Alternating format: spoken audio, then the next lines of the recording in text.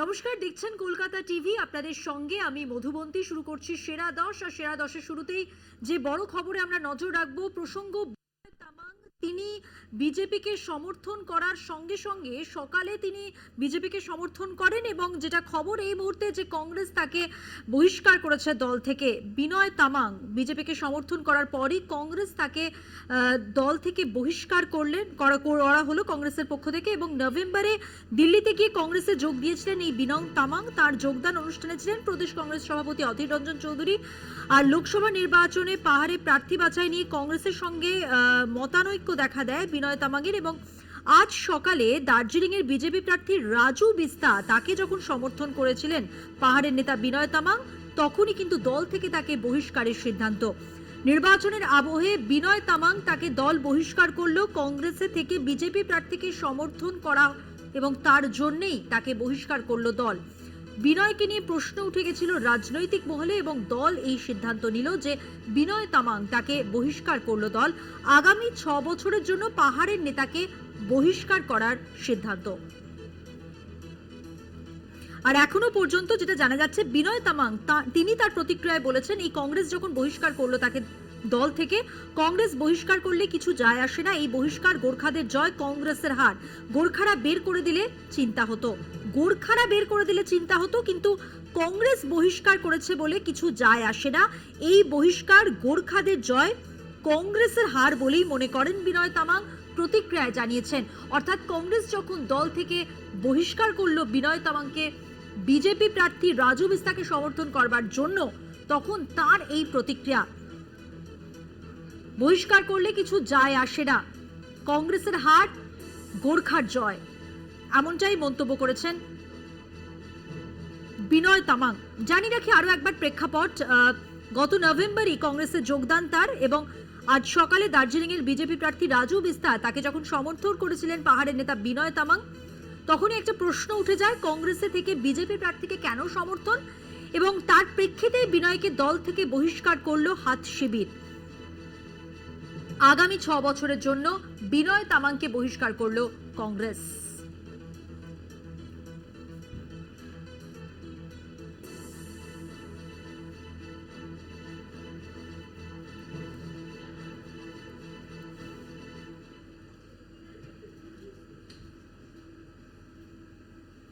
সেরা ১০-এ এবার যে খবরে নজর রাখবো, দ্বিতীয় দফার ভোটের আগে ফের বাংলায় স্বরাষ্ট্রমন্ত্রী অমিত শাহ।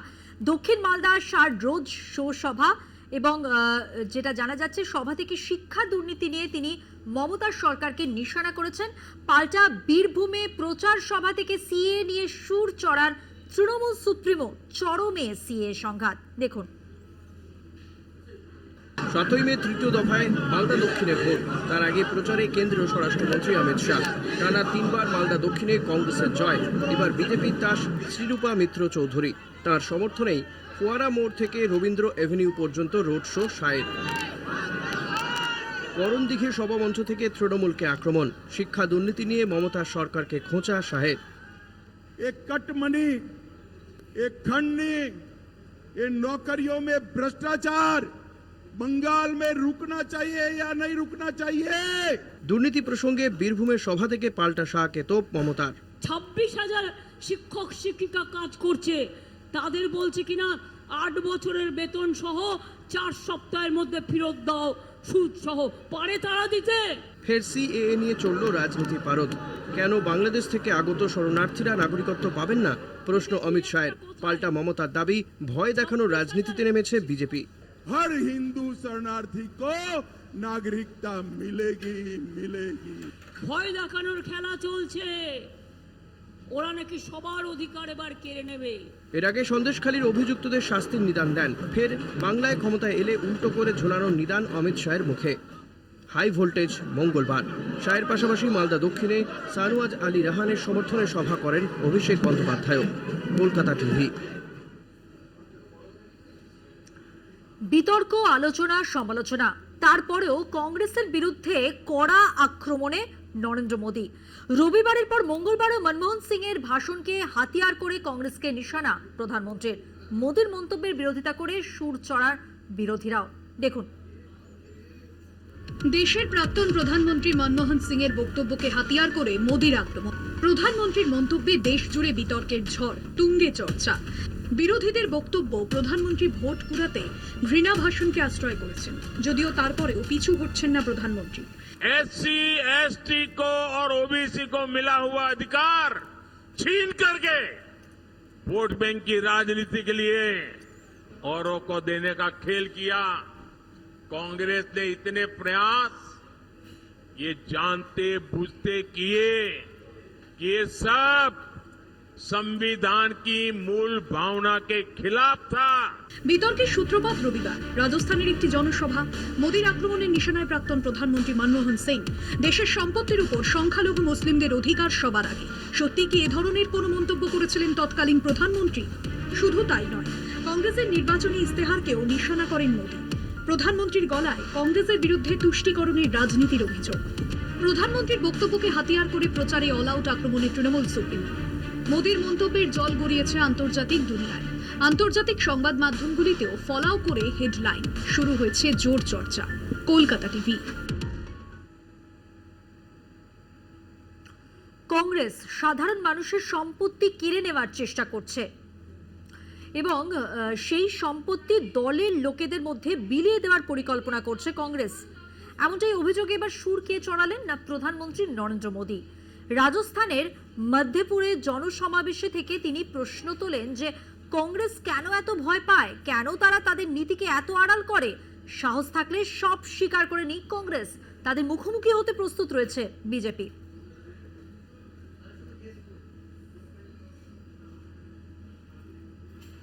आखिर कांग्रेस सच्चाई से इतना डरती क्यों है?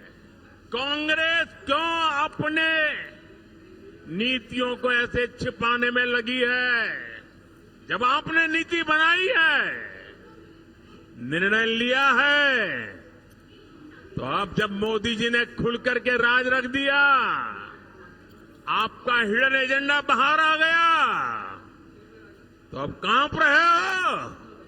अरे हिम्मत है तो स्वीकार करो, हम आपसे मुकाबला करने के लिए तैयार हैं।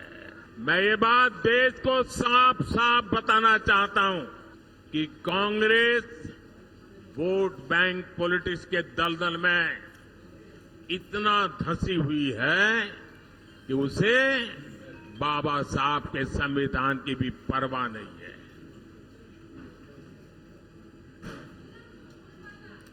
শহীদ মিনারে 2016 চাকরি প্রার্থীদের জমায়েত। হাইকোর্টের রায়কে চ্যালেঞ্জ করে সুপ্রিম কোর্টে যাওয়ার সিদ্ধান্ত স্কুল সার্ভিস কমিশনের।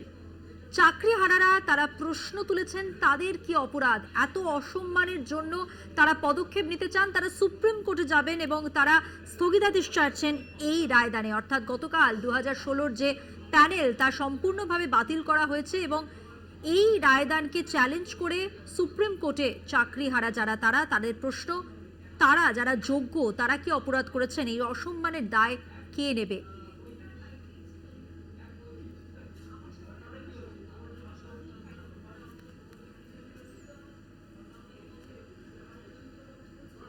আর এবার যে খবরে নজর রাখবো, শতাব্দী রায় ঘরে ঘরে স্লিপ বিলি করছেন। বলছেন ভোটের পর ঘর হয়ে যাবে। মনোনয়ন জমা দিতে এসে বিস্ফোরক বিজেপি প্রার্থী দেবাশিস ধর ও বোলপুর লোকসভা কেন্দ্রের বিজেপি প্রার্থী পিয়া সাহা আজ মনোনয়ন জমা দেন এবং তারপর এই মন্তব্য করেন তারা। শতাব্দী রায় ঘরে ঘরে স্লিপ বিলি করছেন, বলছেন ভোটের পর ঘর হয়ে যাবে।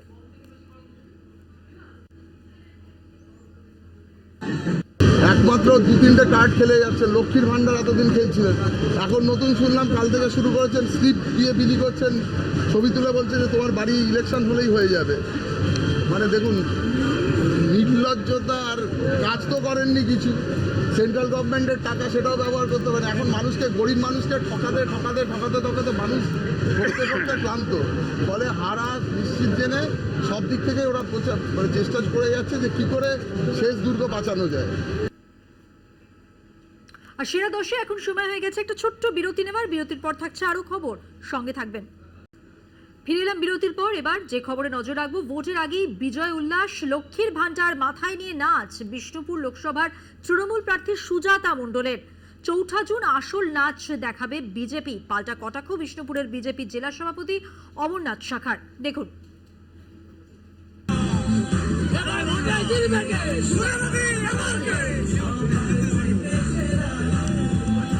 জোর কদমে প্রচারে নেমেছেন বিষ্ণুপুর লোকসভার তৃণমূল প্রার্থী সুজাতা মণ্ডল। টার্গেট মহিলা ভোট ব্যাংক।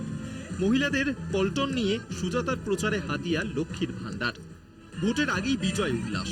লক্ষ্মীর ভান্ডার মাথায় নিয়েই নাচে মাতলেন সুজাতা। তার তালে তাল মেলালেন ওন্দার দামোদরবাটি গ্রামের মহিলারাও।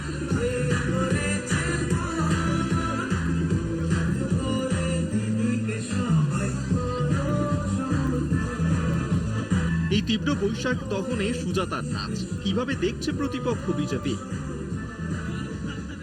তীব্র তাপদাহ, তবুও ভাটা পড়েনি ভোট প্রচারে। প্রাক্তন স্বামী স্ত্রীর লড়াইয়ে বিষ্ণুপুরে বাড়ছে রাজনৈতিক উত্তাপ।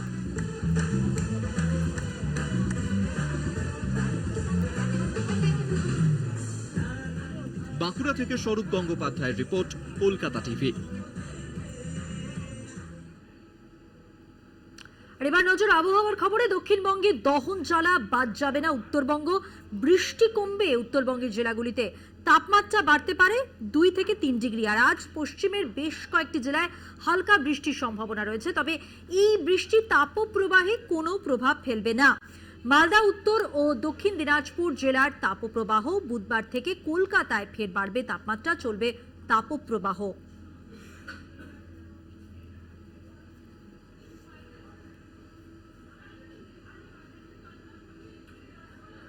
আসবো পরের খবরে। স্কুল থেকে উধাও 8ম শ্রেণীর পরীক্ষার খাতা। পড়ুয়াদের অভিযোগ, মাস্টারমশাইরা বিক্রি করে দিয়েছেন পরীক্ষার খাতা, আর তাই দ্বিতীয়বার পরীক্ষা দিতে হচ্ছে। কোলাঘাট ব্লকের খন্নাডিহি পিকে উচ্চ মাধ্যমিক বিদ্যালয়ের ঘটনা এটি। ক্ষুব্ধ অভিভাবকরা, কোনোভাবে হারিয়েছে খাতা। সাফাই স্কুল কর্তৃপক্ষের। কোলাঘাট ব্লকের খন্নাডিহি পিকে উচ্চ মাধ্যমিক বিদ্যালয়ে 8ম শ্রেণীর গণিত বিভাগের পরীক্ষা হয় গত 5ই এপ্রিল। কিন্তু স্কুল কর্তৃপক্ষ অভিভাবকদের জানায় যে অঙ্কের খাতাগুলি হারিয়ে যাওয়ায় ফের অঙ্কের পরীক্ষা নেওয়া হবে।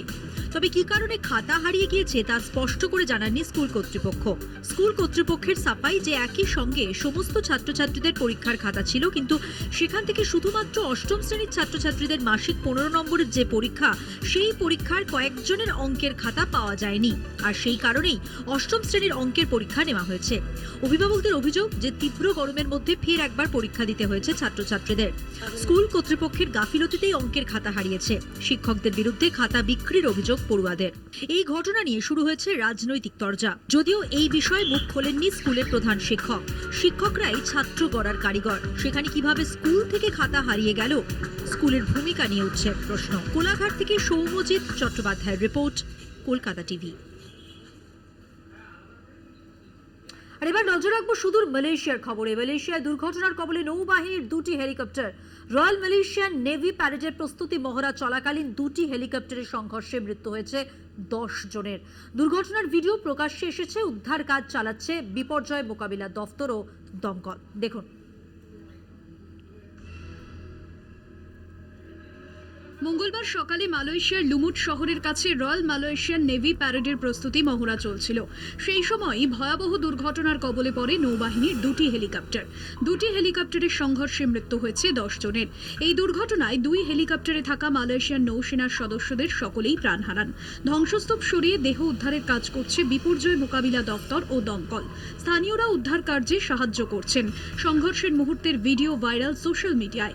ভিডিওতে দেখা যাচ্ছে মহড়া চলাকালীন একটি হেলিকপ্টার অন্য একটির খুব কাছে চলে আসে এবং আছড়ে পড়ার পর দুটিতেই ভয়ঙ্কর বিস্ফোরণ ঘটে। একটি হেলিকপ্টার রাস্তার উপর এবং অন্যটি একটি সুইমিং পুলের ধারে ভেঙে পড়ে। রয়্যাল মালয়েশিয়ান নৌবাহিনী এক বিবৃতিতে জানিয়েছে HOM এবং ফেনেক নামের 2টি হেলিকপ্টার ভেঙে পড়ে। সেই সময় বাহিনীর মহড়া চলছিল। আগামী 3 থেকে 5ই মে নৌবাহিনীর 90তম বর্ষপূর্তি উৎসব রয়েছে। দুর্ঘটনায় নিহত সকলেই হেলিকপ্টারের ক্রু সদস্য। দেহগুলি শনাক্তকরণের জন্য লুমুত এয়ারবেস হাসপাতালে পাঠানো হয়েছে। ঘটনার তদন্তে কমিশন গঠনের সিদ্ধান্ত নিয়েছে প্রশাসন। গত বছর মালয়েশিয়ার জরুরি অবতরণের সময় সেনাবাহিনীর একটি হেলিকপ্টার বিধ্বস্ত হয়। তবে সেই ঘটনায় হেলিকপ্টারে থাকা সকলেই প্রাণে বেঁচে যান। কলকাতা টিভি। অন্যদিকে বন্যায় বিধ্বস্ত চীন। দক্ষিণ চীনের গুয়াংডং প্রদেশ এখন জলের তলায়। আশ্রয়হীন প্রায় 11 লক্ষ মানুষ। তৈরি হয়েছে 25,800টি ত্রাণ শিবির। দেখব। প্রবল বন্যায় ভেসে যাচ্ছে দক্ষিণ চীন। দীর্ঘ বৃষ্টির কারণে এই দক্ষিণ চীনের একাধিক অঞ্চলে ভয়াবহ বন্যা পরিস্থিতি তৈরি হয়েছে। দক্ষিণ চীনের গুয়াংডং প্রদেশে প্রাণহানির খবর পাওয়া গিয়েছে। গুয়াংডং প্রদেশে প্রায় 12,70,00,000 মানুষের বসবাস। এই জনবহুল এলাকায় প্রায় 12 লাখ মানুষকে বিপদ সংকুল জায়গা থেকে সরিয়ে নিরাপদ স্থানে নিয়ে যাওয়া হয়েছে। প্রায় 25,800টি ত্রাণ শিবির তৈরি করা হয়েছে চীন প্রশাসনের তরফে। এই ভয়াবহ বন্যায় এখনো পর্যন্ত পাওয়া খবরে কমপক্ষে 4 জন মৃত। এই 4 জনের মধ্যে একজন উদ্ধারকর্মীও ছিলেন বলে খবর। বিদ্যুৎহীন হয়ে পড়েছিল পুরো গুয়াংডং প্রদেশের 10 লাখের বেশি পরিবার, যেখানে 40% বাড়িতে বিদ্যুৎ ফিরিয়ে আনা সম্ভব হয়েছে।